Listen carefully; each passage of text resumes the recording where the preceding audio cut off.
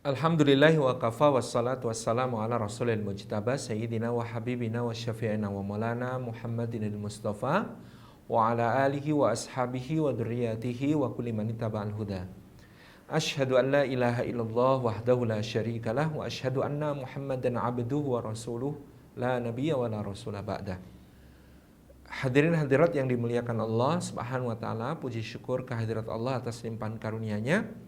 Pada sore yang berbahagia ini Allah menghimpun kita di dalam sebuah muwajjahah secara daring, secara online. Mudah-mudahan tidak mengurangi semua keutamaan bermajelis ilmu kecil-kecilan yang hendak kita raih dari sisi Allah. Mudah-mudahan setiap langkah kita hari ini menjadi pemudah jalan kita semua menuju ke surga. Mudah-mudahan duduk kita semua termasuk taman di antara taman-taman surga, tempat Allah mencurah-curahkan rahmatnya, menaungkan sayap-sayap malaikatnya, menurunkan sakinah ke dalam hati kita dan menyebut-nyebut nama kita semua dengan bangga pada makhluk mulia yang ada di sisinya.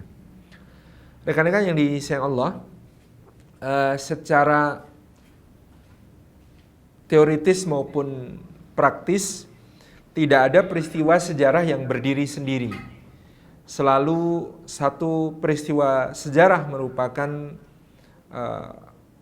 keterhubungan satu sama lain, rangkaian yang berkelindan antara satu peristiwa dengan peristiwa yang lain, sehingga kita tidak bisa melihat satu peristiwa sejarah hanya sebagai peristiwa sejarah itu sendiri, melainkan harus menengok ke belakang untuk melihat dampak-dampaknya dan juga melongok ke depan gitu ya, untuk melihat seperti apa yang menjadi latar peristiwa yang terjadi tersebut.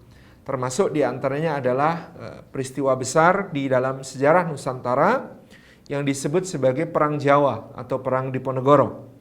Berlangsung hanya selama 5 tahun. Kita mengatakan hanya, seakan-akan pendek. Padahal bagi yang mengalaminya 5 tahun ini tentu terasa sangat panjang. 5 tahun ini tentu terasa sebagai sebuah hal yang sangat menyiksa lahir dan batin. Dan juga bagi penduduk Jawa yang mengalaminya ketika itu, tentu perang ini adalah satu peristiwa yang luar biasa dampaknya bagi mereka merasakannya. 1825 sampai 1830 perang itu dimulai pada bulan Juli, 20 Juli 1825 dengan dihancurkannya Puri Tegalrejo, kediaman Pangeran Diponegoro oleh pasukan Belanda yang dipimpin oleh Asisten Residen Chevalier. Kemudian diakhiri dengan perundingan damai yang khianat di Magelang pada bulan Maret tahun 1830, 28 Maret 1830, di mana justru Pangeran Diponegoro ditipu dan ditangkap oleh Jenderal de Kock untuk kemudian dikirim ke Semarang, lalu dibawa dan ditahan di Stadhuis Batavia, lalu dikapalkan ke Ambon, melalui Ambon ke Manado selama 40 hari. Ditahan di Manado selama kurang lebih 2,5 tahun, kemudian dipindahkan ke Makassar dan berada di tahanan benteng Fort Rotterdam di Makassar sampai akhir hayatnya pada tahun 1855. Tokoh utama di dalam peperangan ini, yakni Pangeran Diponegoro sendiri, adalah satu figur yang sangat menarik, figur yang sangat kompleks yang kita perlu melihatnya dengan jernih, dengan riset-riset sejarah yang sudah disajikan kepada kita pun kita membaca dengan kritis ya, yang ini memang betul-betul sebuah peristiwa yang sangat besar dampaknya bagi Nusantara pada saat itu secara umum. Hampir semua sejarawan kemudian melihat Perang Diponegoro sebagai perang terbesar yang dihadapi oleh pemerintah kolonial Belanda di Nusantara. Bahkan barangkali juga salah satu perang terbesar yang dihadapi oleh penjajahan di Nusantara sejak awal, baik oleh Portugis, oleh Spanyol, oleh VOC, oleh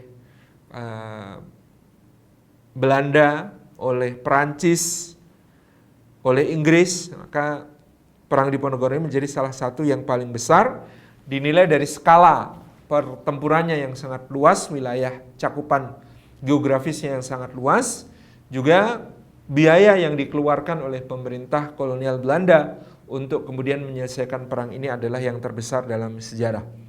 Kita lihat signifikansinya misalnya bahwa perang Diponegoro 1825 sampai 1830 menghabiskan anggaran pemerintah kolonial sebesar kurang lebih 20 juta gulden.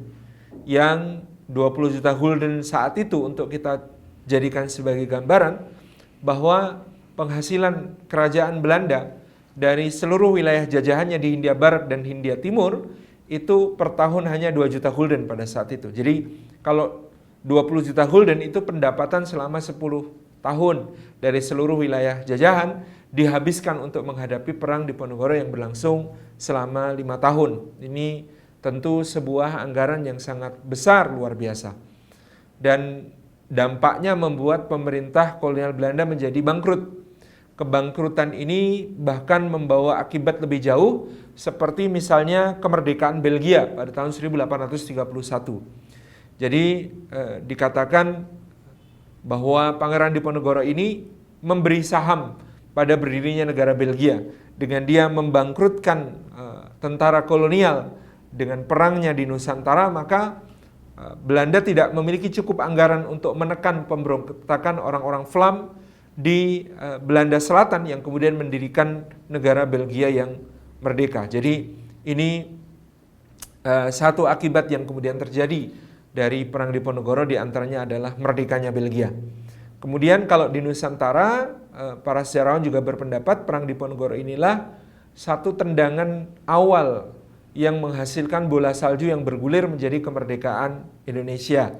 Karena logikanya adalah dengan perang Diponegoro selama 5 tahun, menghabiskan anggaran 20 juta gulden, dan kita bisa bayangkan skala besar perang ini untuk menaklukkan Diponegoro dengan strategi gerilya yang sangat efektif, maka Belanda perlu membuat sebuah sistem baru namanya stelsel benteng, yang dengan stelsel benteng yang digagas oleh Kolonel Frank David Cocchius itu harus dibangun sebanyak selama perang 280 sampai 300 benteng membentang dari Banyumas di barat sampai Kertosono di Nganjuk, Jawa Timur. Ini untuk kemudian memutus-mutus gerilya Pangeran Diponegoro, untuk memisah-misah dari berbagai kesatuannya dan untuk mengkat jalur logistiknya, sehingga jalur gerilya Pangeran Diponegoro menjadi semakin sempit di tahun 1829 dan akhirnya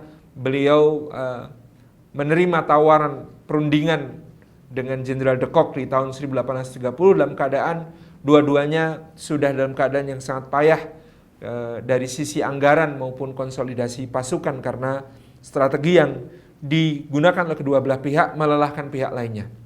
Di 300-an benteng ya, 280 sampai 300 benteng yang dibangun di Jawa Barat, Jawa Tengah dan Jawa Timur sepanjang akhir perang Diponegoro ini menghabiskan anggaran yang luar biasa.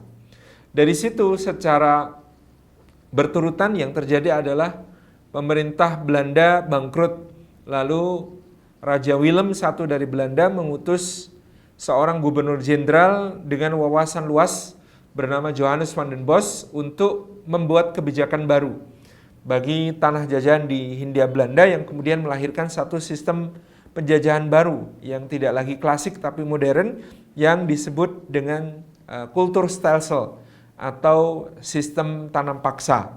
Nah, kultur stelsel atau tanam paksa ini digagas untuk mengembalikan pendapatan kerajaan Belanda yang morat-marit, yang kocar-kacir setelah perang Diponegoro. Jadi kultur stelsel itu logikanya dahulu yang namanya penjajahan itu ya klasik.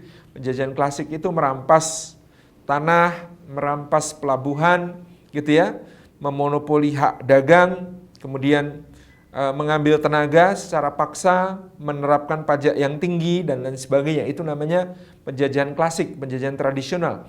Sementara tanam paksa ini lebih modern. Caranya adalah dengan memetakan seluruh tanah di Jawa dan Sumatera. Ini yang dilakukan oleh Van den Bosch ketika itu. Kemudian memerintahkan penduduk di sekitarnya untuk menanam komoditas-komoditas yang bernilai tinggi di pasaran ekspor dunia sesuai dengan kecocokan tanah yang ada di situ. Jadi yang cocok untuk teh, ditanami teh, yang cocok untuk kina ditanami kina, yang cocok untuk kopi ditanami kopi, yang cengkeh-cengkeh gitu ya, yang vanili-vanili, semuanya di seluruh Jawa dan Sumatera, tanah-tanah ini kemudian dikapling sesuai peruntukannya, dan dimulailah era sistem tanam paksa yang kemudian selama 40 tahun pertama dari 1830 sampai 1870, maka pendapatan kerajaan Belanda dari tanam paksa di Nusantara itu mencapai kira-kira 850 juta gulden. Artinya pendapatannya berarti setahun itu lebih dari 20 juta gulden yang kemudian mereka bisa dapatkan dari tanam paksa di Nusantara. Nah, peristiwa berikutnya, karena kemakmuran yang luar biasa di Belanda, lahirlah kaum oposisi yang kemudian menuntut satu kebijakan baru yang disebut sebagai politik etis, dipelopori oleh Theodor van Deventer dan lain sebagainya. Maka politik etis diberlakukan di Hindia Belanda. Pemerintah Belanda membangun sekolah-sekolah, rumah sakit yang memang aksesnya masih terbatas, hanya bisa dimasuki oleh kaum pribumi kelas atas, kaum bangsawan, kaum menak, yang dengan itu ternyata sudah bisa melahirkan generasi kesadaran nasional. Dari kesadaran nasional tumbuhlah generasi kebangkitan nasional. Murid-murid Stovia, sekolah dokter Jawa yang ada di Batavia, kemudian berserikat, berorganisasi, lalu lahirlah berbagai gerakan kebangsaan dan akhirnya sampai gerakan kemerdekaan. Lalu dari gerakan kemerdekaan ini lahirlah proklamasi yang kita dengungkan pada 17 Agustus 1945. Jadi secara alur kenapa Perang Diponegoro ini penting? Karena tadi dengan Perang Diponegoro Belanda bangkrut, Belgia merdeka, dilakukan sistem tanam paksa, dari tanam paksa lahir politik etis, dari politik etis lahir generasi kesadaran nasional, lalu kebangkitan nasional, lalu pergerakan kemerdekaan, dan akhirnya menjadi proklamasi kemerdekaan Indonesia. Tentu tanpa mengecilkan peran para pahlawan yang lain, tanpa mengecilkan jasa-jasa para pejuang yang lain. Hampir semua sejarawan menyepakati Perang Diponegoro ini signifikansinya luar biasa untuk sampai kepada kemerdekaan yang kita nikmati.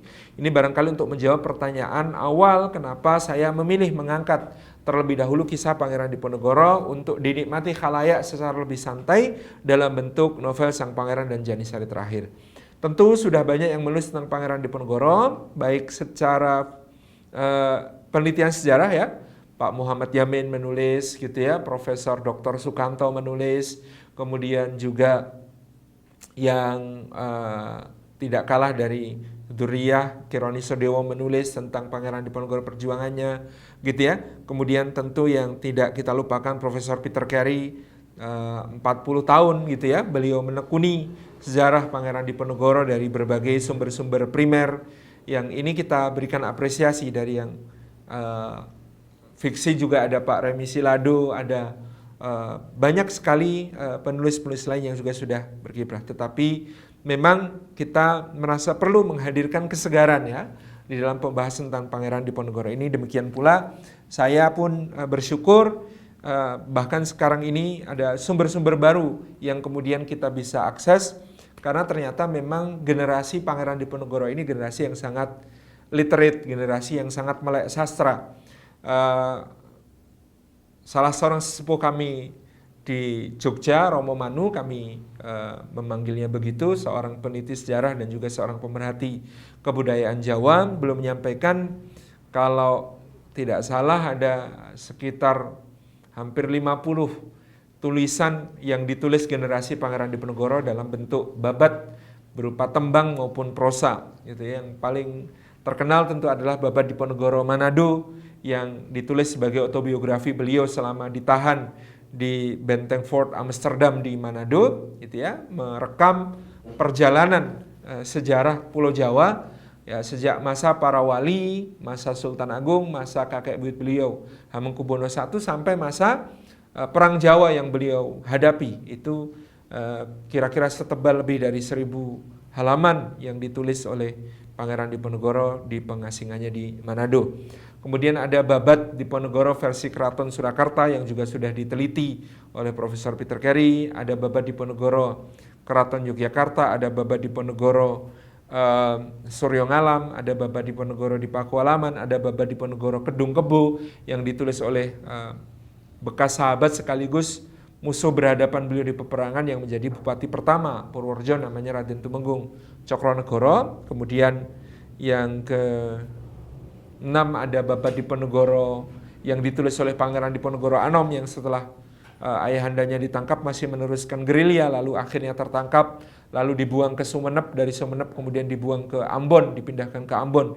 Itulah Pangeran Diponegoro Anom. Kemudian ada Babat yang ditulis oleh ibunda beliau Raden Ayu Mangkorowati, yang ditulis istri beliau Raden Ayu Ratnoningsih. Kemudian juga ada Babat Diponegoro, ini naskah yang juga baru saya peroleh, yang ditulis oleh Raden Basa Gondokusumo, salah seorang panglima beliau yang 17 tahun sudah perang menjabat sebagai patih Keraton Yogyakarta, Raden Tumenggung Danurjo, Raden Adipati Danurjo ke-5, yang kemudian menulis babat mungkin yang paling tebal di antara yang lain, itu berupa tembang maupun prosa sebanyak total ada 8 jilid. Jadi ini sumber-sumber yang sangat melimpah yang ada tentang masa kehidupan dan perjuangan Pangeran Diponegoro itu ada di sekitar kita. Cuman karena bahasanya bahasa Jawa, mayoritas ditulis ada yang aksara Jawa, kalau yang Pangeran Diponegoro ditulis semuanya aksara pegon, aksara berbahasa Arab tetapi beraksara Arab, berhuruf Arab tetapi berbahasa Jawa, itu yang kemudian beliau tulis. Ini semuanya menjadi sumber sejarah yang tidak main-main, dan kita sangat-sangat bersyukur buku-buku tersebut, babat-babat tersebut sampai di zaman kita. Kita masih bisa membaca, cuman sedikit sekali yang memahami baik bahasanya maupun juga tulisannya, membacanya, sehingga kita perlu menghadirkan versi yang populer, versi yang asyik, versi yang menyenangkan untuk dibaca, yaitu dalam bentuk novel. Ya, yang salah satunya saya ikhtiarkan adalah Sang Pangeran dan Janisari Terakhir ini, yang saya ikhtiarkan sebagai bagian pertama. Mungkin nanti akan berlanjut ke bagian-bagian selanjutnya, karena masih banyak bagian dari Babat Diponegoro sendiri saja yang belum saya ceritakan di novel saya. Jadi insya Allah mudah-mudahan kita bisa lanjutkan penulisannya. Tapi sekarang kita sedang membahas Sang Pangeran dan Janisari Terakhir ini, teman-teman yang disayang oleh Allah Subhanahu Wa Taala. Oh iya, tadi saya dengar akan ada jeda terlebih dahulu sebelum kita lanjutkan membahas ini. Saya akan memulai nanti setelah jeda. Pembahasan kita adalah tentang latar belakang terjadinya perang Diponegoro. Kita tidak harus melihat satu sisi sejarah yang lebih jauh. Ya, kalau mau menghubungkan terus akan seperti Babat Diponegoro, dia memulainya dengan masuknya Islam ke Nusantara, itu baru dibahas. Tapi kita tidak akan sejauh itu. Kita akan melihat dari masa kakek buyut Pangeran Diponegoro yang pernah menubuatkan bahwa kelahiran Pangeran Diponegoro itu nanti Pangeran Diponegoro yang adalah cicitnya ini akan memberi kerusakan kepada Belanda lebih besar daripada apa yang beliau lakukan terhadap VOC pada tahun 1746 sampai 1755. Jadi kita akan melihat dari masa terbelahnya kerajaan Mataram Islam yang kemudian menjadi dua entitas, yakni Kasunanan Surakarta dan Kesultanan Yogyakarta. Nah, latar sejarah itu akan sangat penting untuk kita gunakan membedah apa yang terjadi selanjutnya, yaitu Perang Diponegoro yang sangat dahsyat antara tahun 1825 sampai 1830. Demikian saya kira bagian pertama sebelum nanti kita setelah jeda melanjutkan pembahasan. Wassalamualaikum warahmatullahi wabarakatuh.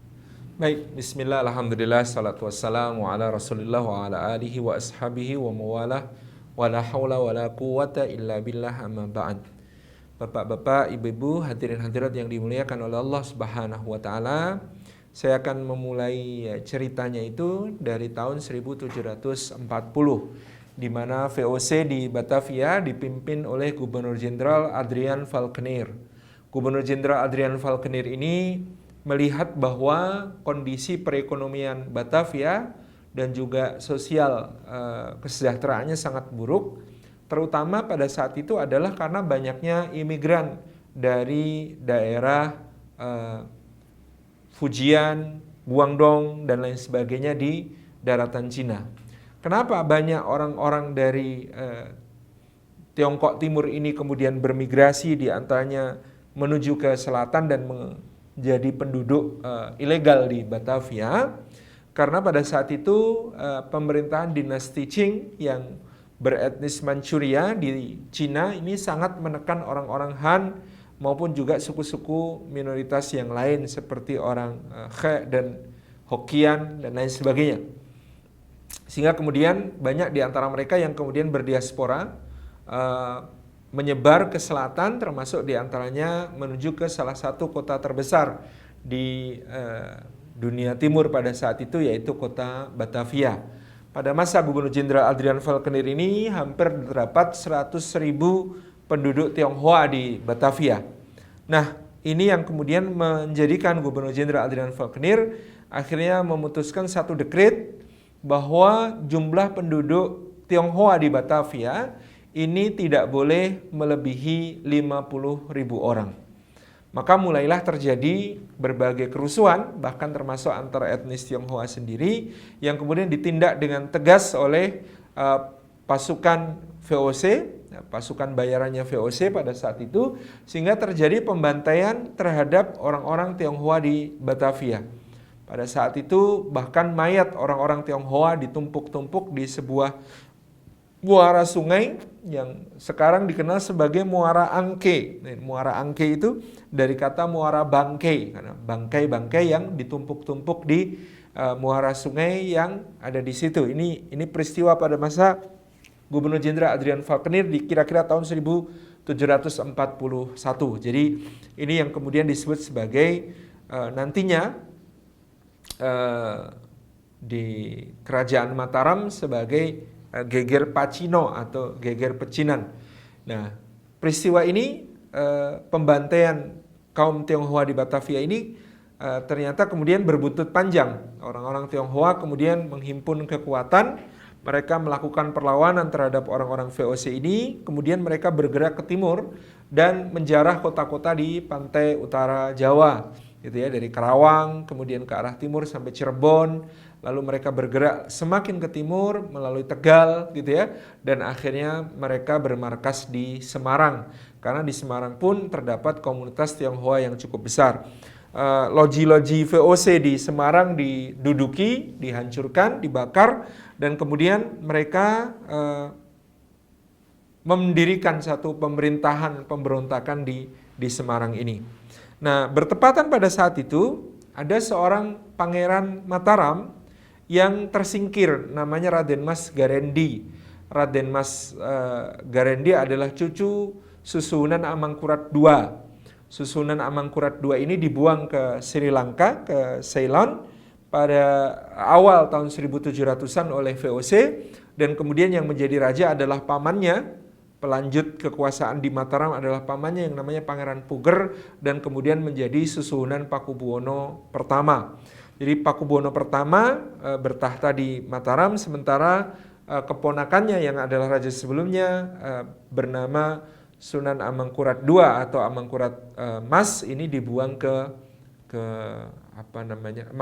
Sunan Amangkurat III atau Sunan Mas ini kemudian dibuang ke Sri Lanka. Nah, Amangkurat III ini anak Amangkurat II. Amangkurat II adalah kakak Pakubuwono I. Mereka adalah putra dari Amangkurat I. Amangkurat I adalah putra Sultan Agung. Nasabnya begitu ya. Jadi Raden Mas Garendi ini bin Amangkurat III, bin Amangkurat II, bin Amangkurat I, bin Sultan Agung gitu ya. Jadi dia seorang pangeran yang tersingkir.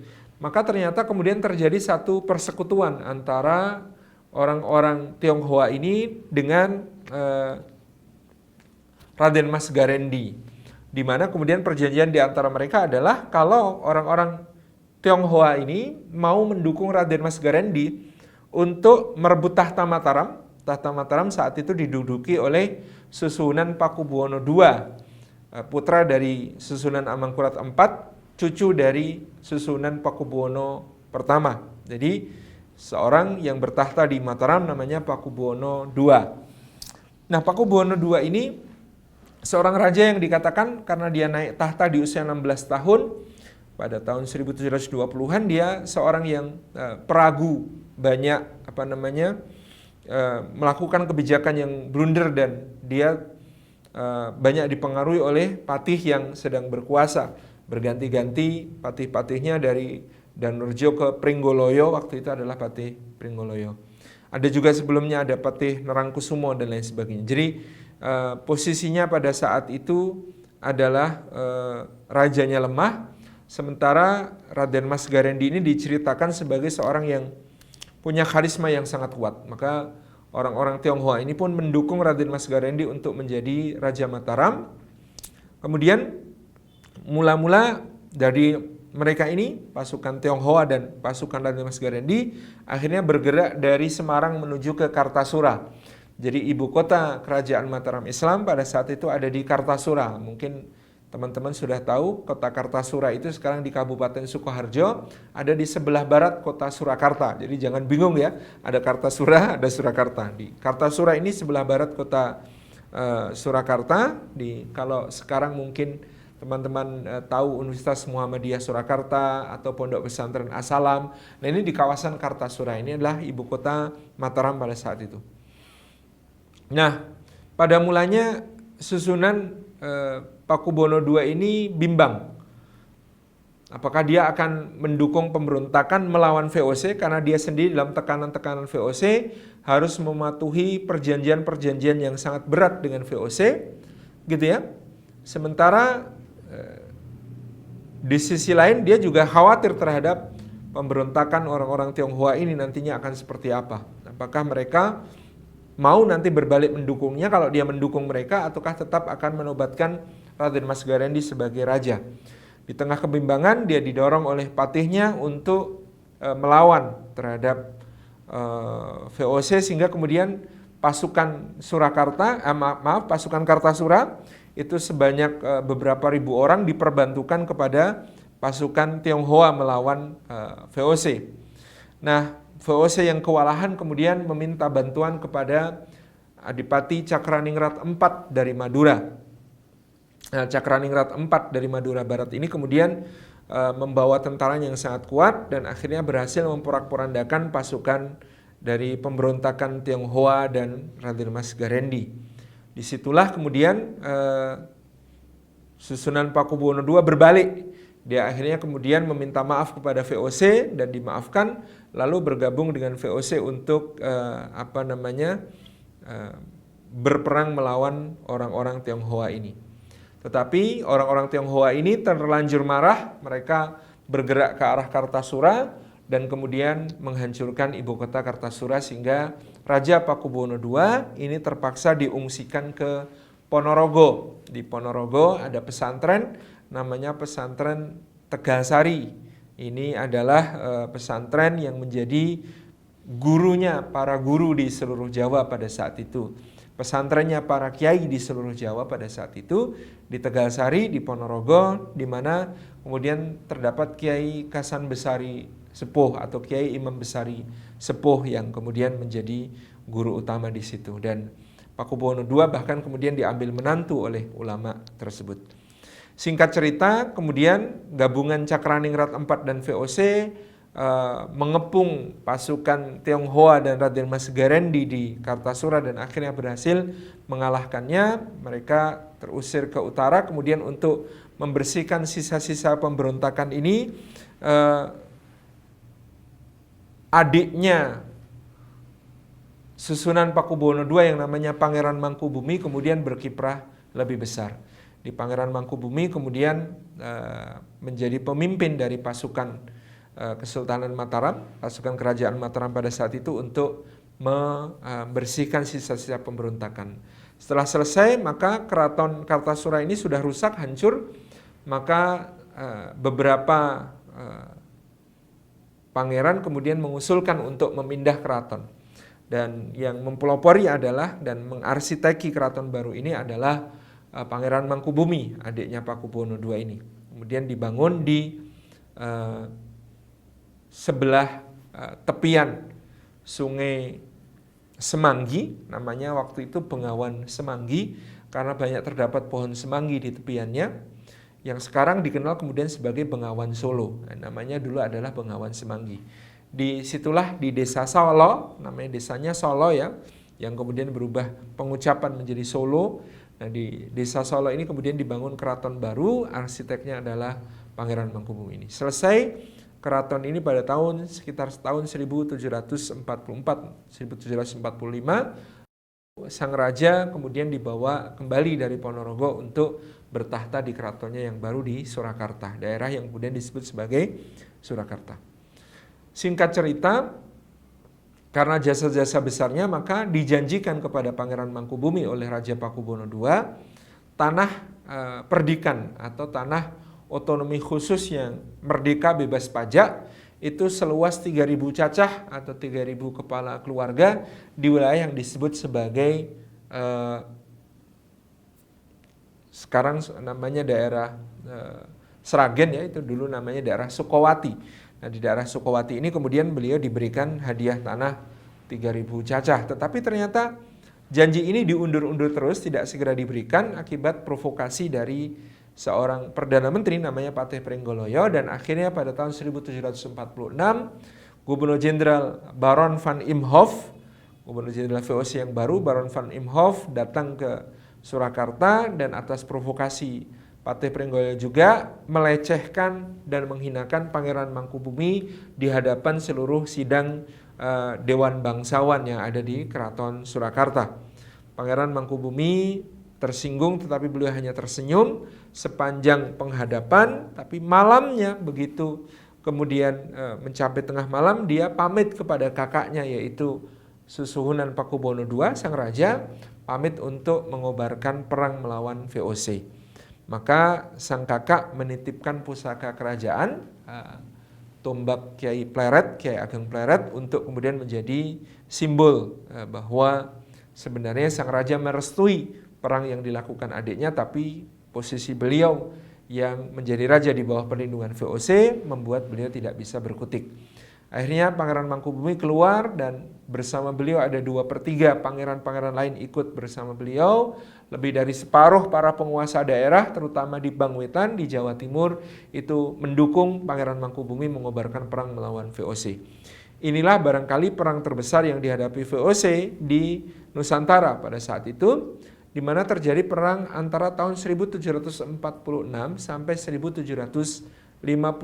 Ada perang 9 tahun yang sangat melelahkan bagi VOC dan termasuk yang memberikan sumbangan bagi kebangkrutan VOC pada 1799 nantinya. Jadi perang besar ini terjadi.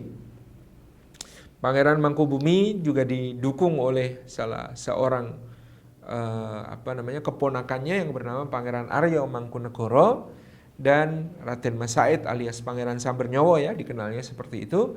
Dan kemudian mereka sebagai dua orang yang sangat hebat ya di dalam memimpin peperangan, berhasil mendesak VOC di berbagai medan, termasuk mengepung benteng Ungaran, pusat kekuatan VOC di Jawa Tengah pada saat itu, dan menyebabkan Gubernur Jenderal van Imhoff itu tewas terkepung di dalam benteng. Demikian pula yang terjadi di Sungai Bogowonto, di mana Panglima pasukan VOC yang bernama De Klerk kemudian tewas di tangan seorang prajurit yang konon adalah Pangeran Mangkubumi sendiri yang menyamar sebagai seorang prajurit biasa. Jadi perang ini betul-betul menguras keuangan VOC dan sangat membuat menderita rakyat, sehingga pada tahun 1755 dilakukan inisiasi perundingan damai, di antaranya dengan VOC mengirimkan seorang berkebangsaan Arab namanya Syarif Besar Syekh Ibrahim yang ada di Semarang pada saat itu. Dia mengaku sebagai keturunan utusan Turki Utsmani, menawarkan perdamaian kepada Pangeran Mangkubumi dengan imbalan gelar Sultan yang diakui oleh Turki Utsmani, sekaligus membagi Kesultanan Mataram, Kerajaan Mataram menjadi 2, dan dia mendapatkan separuh dari wilayah Mataram tersebut. Nah, ada perbedaan pendapat terkait dengan Syarif Besar Syekh Ibrahim ini. Pada awalnya Profesor M. Serikus mengatakan, sumber-sumber Surakarta mengatakan Sare Besar Syekh Ibrahim ini seorang yang hanya membo-membo atau hanya seorang yang mengaku-ngaku padahal bukan dari utusan Turki Utsmani. Tapi kemudian menjelang wafatnya, Profesor M. Serikus menerbitkan tulisan tentang Sare Besar Syekh Ibrahim ini yang mendapati bahwa memang orang ini dicatat berada di Istanbul selama beberapa periode, bahkan juga menjadi duta Istanbul untuk negara Eropa, beberapa negara Eropa dalam beberapa periode. Jadi orang ini memang ada koneksi dengan Turki Utsmani pada saat itu. Bahwa mungkin di Jawa dia dimanfaatkan Belanda dengan imbalan tertentu untuk membujuk Pangeran Mangkubumi supaya menghentikan perang, itu juga adalah sebuah kemungkinan lain yang masih perlu diteliti lagi. Jadi yang jelas akhirnya Pangeran Mangkubumi bersedia menghentikan perang pada tahun 1755 dengan imbalan beliau mendapatkan gelar sultan dan mendapatkan separuh wilayah kerajaan Mataram pada saat itu. Maka pada bulan Februari 1755 ditandatanganilah perjanjian yang bernama Perjanjian Giyanti yang dilakukan di Desa Janti di wilayah Karanganyar, Jawa Tengah sekarang, membagi kerajaan Mataram menjadi dua, separuh untuk keponakannya Pangeran Mangkubumi yang bernama Pakubuwono III yang pada tahun 1749 menggantikan ayahnya, yaitu Pakubuwono II yang wafat dalam keadaan sakit parah dan kemudian di ranjangnya dia telah menyerahkan kerajaan Mataram kepada perwalian VOC gitu ya, sehingga kemudian anaknya yang diangkat menjadi raja. Sementara Pangeran Mangkubumi terus bergerilya sampai tahun 1755 dan dalam perjanjian Giyanti itu dia pun berbagi dengan keponakannya, wilayah kerajaan Mataram dibagi dua. Semula Belanda menawarkan Japan di Mojokerto sebagai ibu kota bagi Pangeran Mangkubumi karena kebanyakan pendukung Pangeran Mangkubumi itu kalau sekarang itu ya daerah dari Jawa Timur. Nah, tetapi Pangeran Mangkubumi tidak mau kalau tidak diberikan wilayah yang disebut sebagai dataran Mataram kepada beliau. Dataran Mataram itu ya secara tradisional adalah daerah yang dibatasi Gunung Merapi di utara, Laut Selatan, kemudian di sebelah barat adalah Sungai Progo, di sebelah timur adalah Sungai Opak. Itu adalah dataran inti Mataram. Jadi beliau meminta ibu kota di situ. Akhirnya kemudian disepakati bahwa Pangeran Mangkubumi akan menjadi raja dengan ibu kota di Mataram, yang kemudian keponakannya tetap menjadi raja dengan ibu kota di Surakarta. Nah, nanti akan unik, wilayahnya Pangeran Mangkubumi banyak di timur, tetapi beliau ibu kotanya lebih barat, yaitu yang kemudian disebut sebagai kota Yogyakarta. Sementara Pakubuwono III ibu kotanya lebih di timur, tapi wilayahnya banyak yang lebih di barat, yang sekarang disebut sebagai wilayah Jawa Tengah. Jadi saling silang, sigar semongko kata orang Jawa, dibelah seperti membelah semangka, kemudian dibagi-bagi, kamu ini, kamu ini, kamu ini, kamu ini. Ya, akhirnya wilayahnya itu banyak yang kemudian tumpang tindih antara kedua kerajaan. Jadi Kesultanan Yogyakarta dan Kesultanan Surakarta. Kesultanan Yogyakarta ini dipimpin oleh Pangeran Mangkubumi, kemudian beliau mengambil gelar Sultan Hamengkubuwono pertama. Kemudian di Surakarta tetap dengan susuhunan atau Sunan Pakubuwono III yang menjadi raja, adalah keponakannya dari Pangeran Mangkubumi ini. Kepahlawanan Pangeran Mangkubumi ini diakui oleh kawan maupun lawan, sehingga kemudian ada sebuah babat di Surakarta yang bernama Babat Mangkubumi, ditulis oleh Pujangga Keraton Surakarta Raden Ngabayi Yosodipuro pertama. Itu ditulis oleh pihak lawan yaitu Surakarta, tetapi isinya banyak memuji kepahlawanan Pangeran Mangkubumi yang kemudian menjadi Raja Yogyakarta ini. Nah, sejak saat itu perpisahan antara Yogyakarta dan Surakarta, dan kemudian juga terjadi satu persaingan antara Yogyakarta dan Surakarta untuk menunjukkan siapakah yang menjadi pewaris Mataram sejati. Dari sisi kebudayaan, menurut Perjanjian Jatisari tahun 1755, maka disebutkan Kesultanan Yogyakarta meneruskan berbagai tata adat dan kebudayaan Mataraman, sementara Kasunanan Surakarta harus yoso enggal atau harus mengkreasi satu bentuk baru dari kebudayaan. Maka dalam pakaian, dalam makanan, dalam tari-tarian, dalam kesenian, dalam wayang kulit, dalam senjata gitu ya, dalam keris dan sebagainya, kemudian mengalami perbedaan dan pembedaan-pembedaan di waktu selanjutnya. Nah, meloncat kepada Kesultanan Yogyakarta selama dipimpin oleh Pangeran Mangkubumi alias Sultan Hamengkubuwono pertama, Yogyakarta mengalami kemajuan yang sangat pesat, ya. Istananya besar, bahkan putra mahkota yang kelak akan naik tahta sebagai Hamengkubuwono II, namanya Raden Mas Sundoro, membangun benteng baluarti mengelilingi keraton yang sangat besar dan sangat kuat, gitu ya.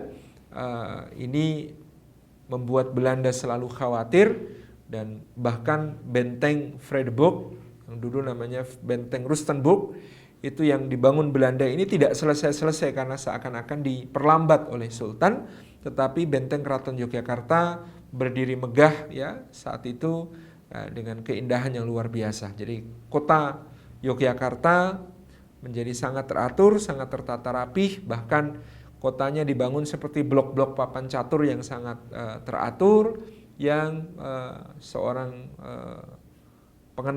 pengelana Belanda tahun 1820-an bernama von Hogendorp menggambarkan kota Yogyakarta itu Versailles-nya Jawa.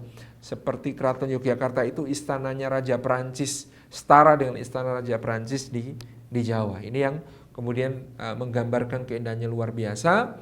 Juga dengan adanya benteng Taman Sari, Water Castle, taman air yang sangat dahsyat, yang kemudian disusun secara pertahanan maupun estetis sangat indah.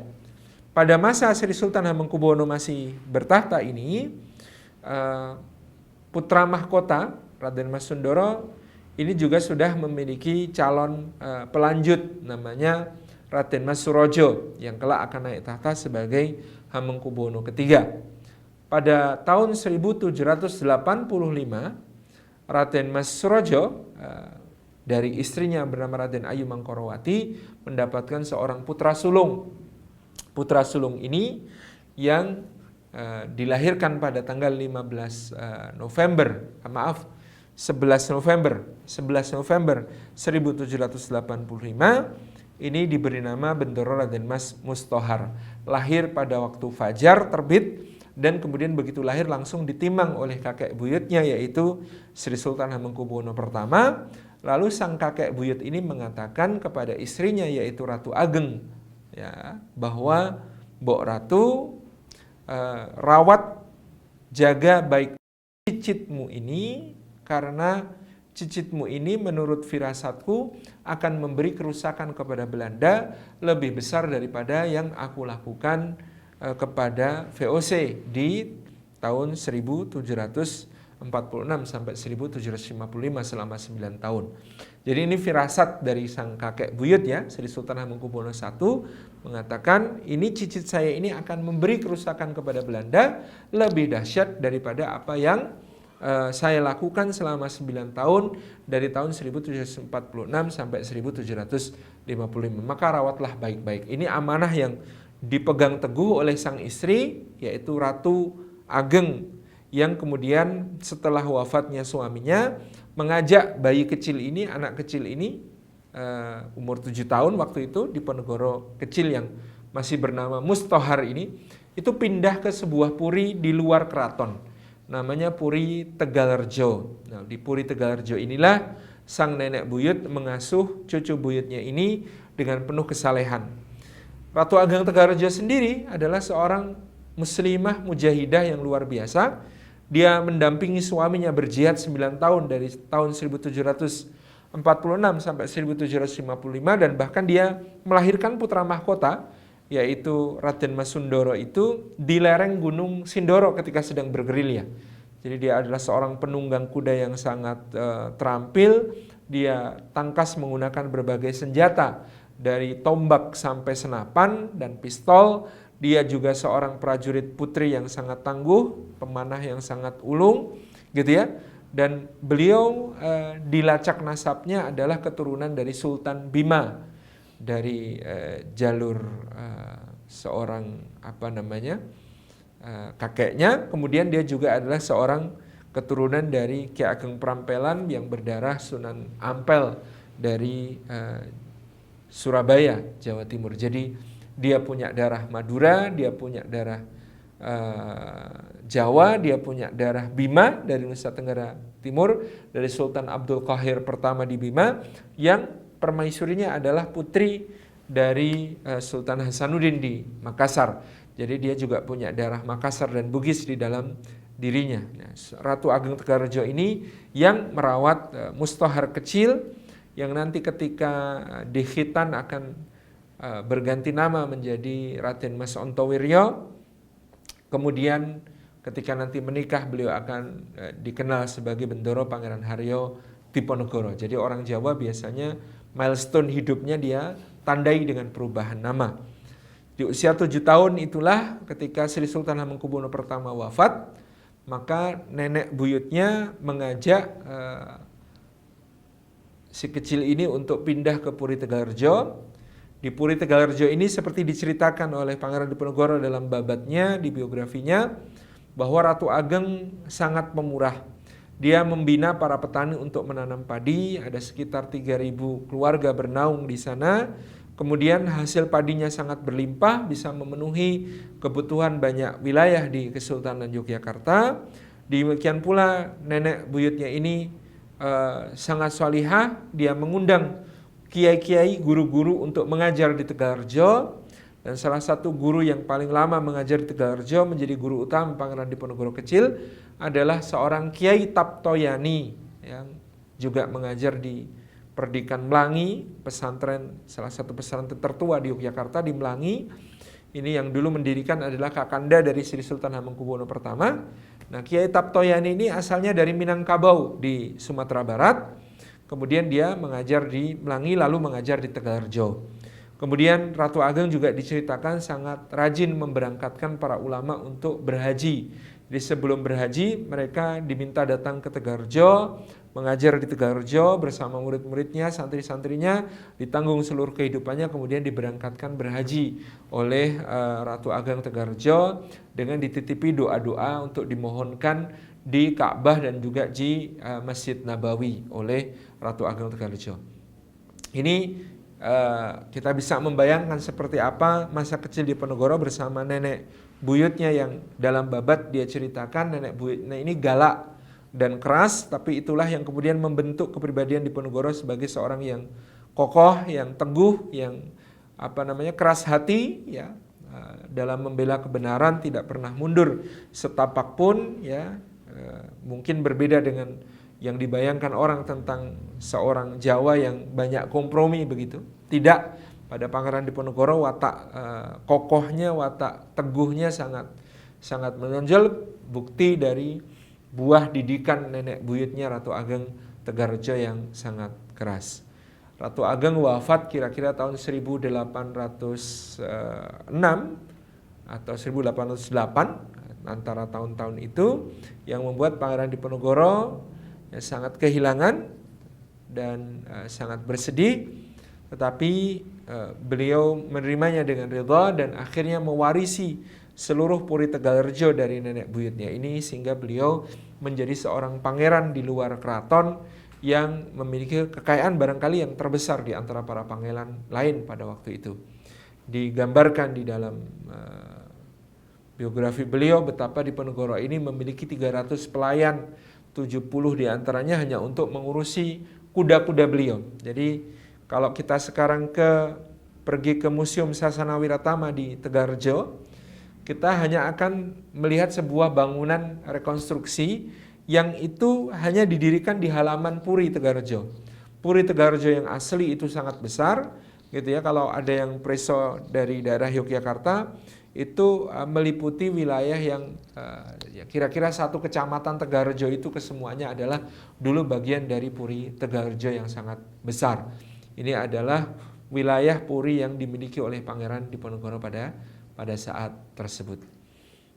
Nah, disitulah beliau melanjutkan usaha-usaha neneknya, mengundang para ulama untuk hadir, berdiskusi, berbincang-bincang tentang berbagai persoalan agama. Kadang-kadang juga beliau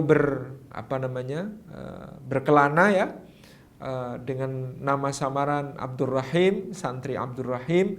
Beliau biasanya berkeliling ke berbagai pesantren-pesantren besar, termasuk ke Tegalsari gitu ya, termasuk ke Kasongan, termasuk ke Bagelen, ke berbagai wilayah di mana terdapat ulama-ulama terkemuka yang beliau ingin menimba ilmu langsung kepada mereka.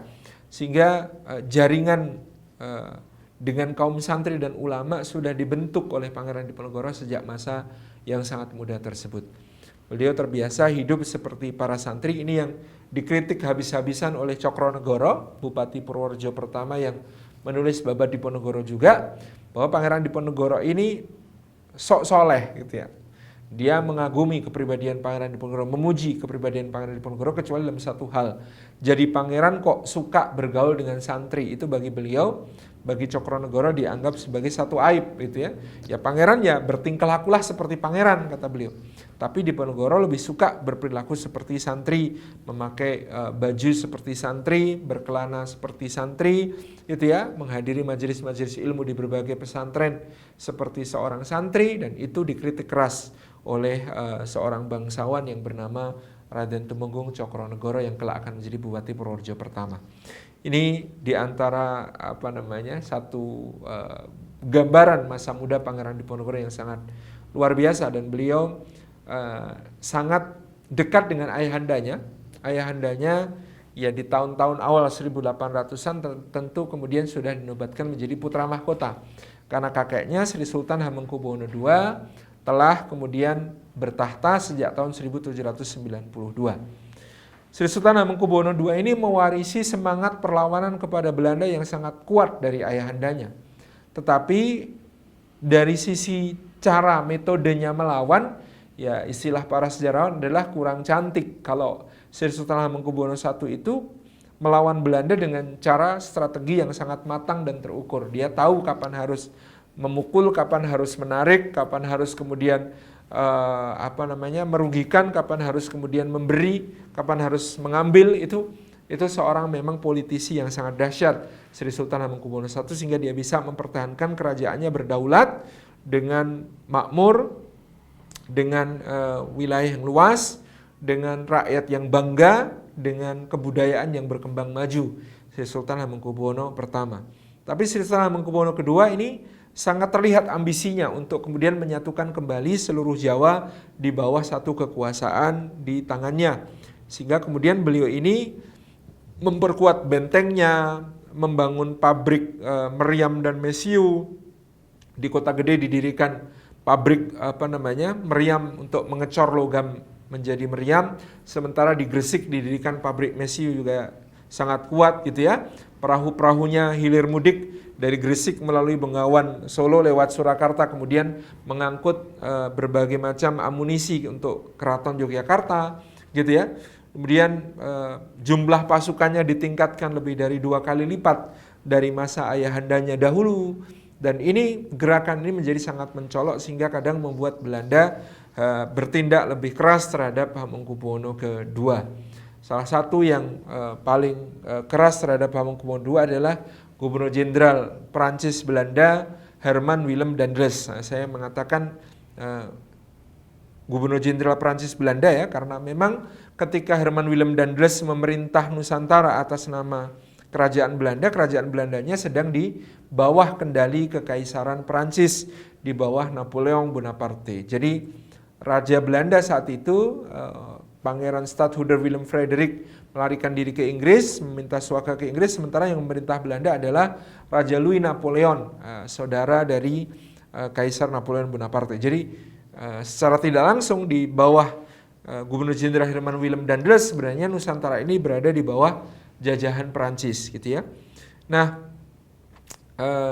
Daendels mengumumkan tata hubungan baru dengan para raja, termasuk bahwa para residen itu kedudukannya harus setara dengan para raja gitu ya, tidak perlu berhenti dari keretanya dan turun ketika raja lewat dan lain sebagainya. Ini yang ditentang habis-habisan oleh Hamengkubuwono II, sehingga pada tahun 1810 menantu Hamengkubuwono II namanya Raden Ronggo Prawiro Dirjo III dari Madiun ini melakukan pemberontakan terhadap Belanda Prancis, terhadap Herman Willem Daendels, Gubernur Jenderal.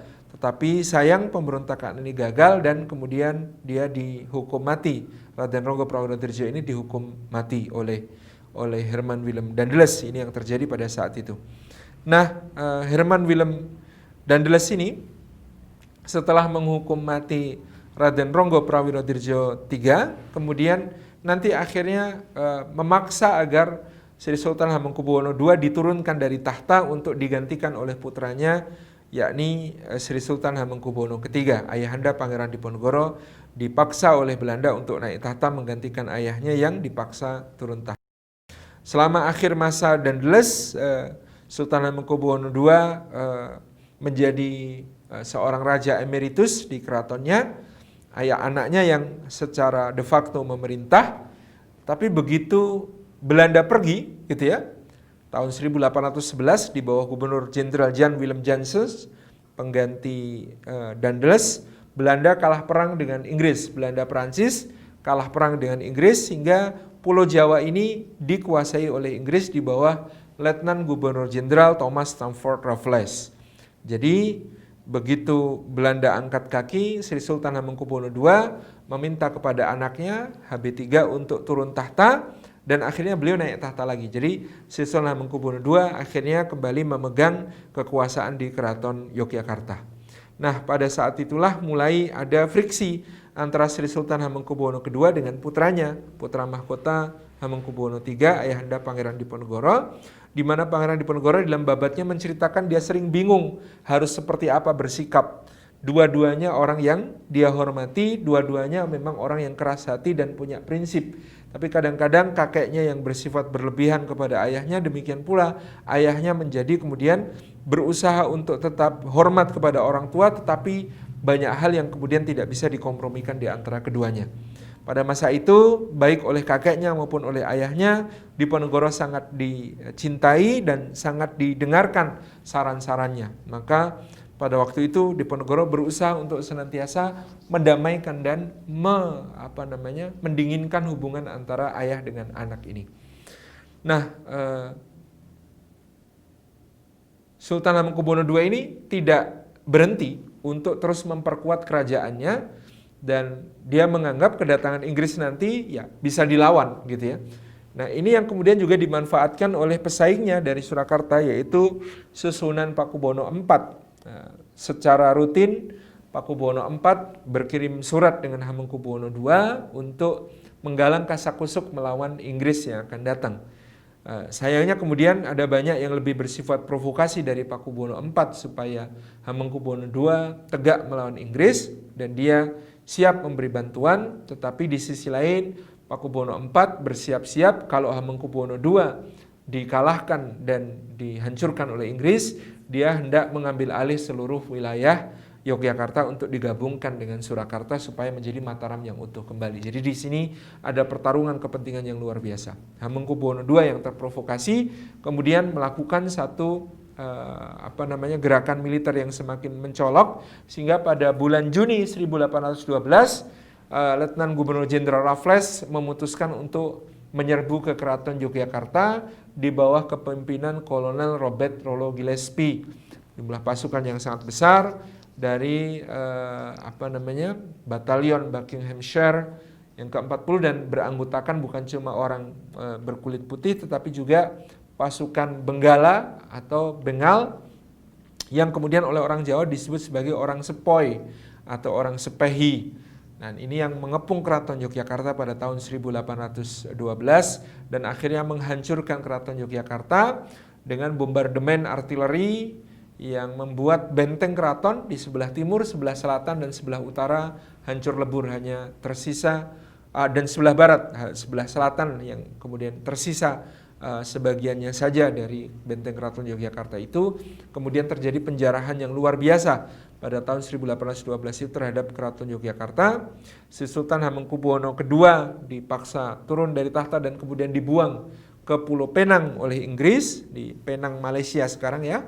Kemudian harta kerajaan itu yang dirampok, memang emas dan peraknya itu banyak sekali ya, berpeti-peti. Kemarin ada berita tentang Paguyuban Hamengkubuwono II yang hendak menuntut kembalinya bertonton emas dari Inggris yang dirampas pada masa Hamengkubuwono II. Belum terhitung berbagai benda, pusaka kerajaan, benda-benda seni, dan yang terutama adalah naskah-naskah keraton yang sangat berharga. Ini diangkut ke Inggris, dan ini menjadi kehilangan yang besar bagi Keraton Yogyakarta, sehingga ditulis oleh seorang pangeran bernama Pangeran Panular, adik dari Sri Sultan Hamengkubuwono II yang bernama Pangeran Panular, menulis sebuah buku berjudul Babat Bedahing Ngayogyakarta Hadiningrat, babat tentang jatuhnya Keraton Yogyakarta ke tangan pasukan Inggris pada tahun 1812.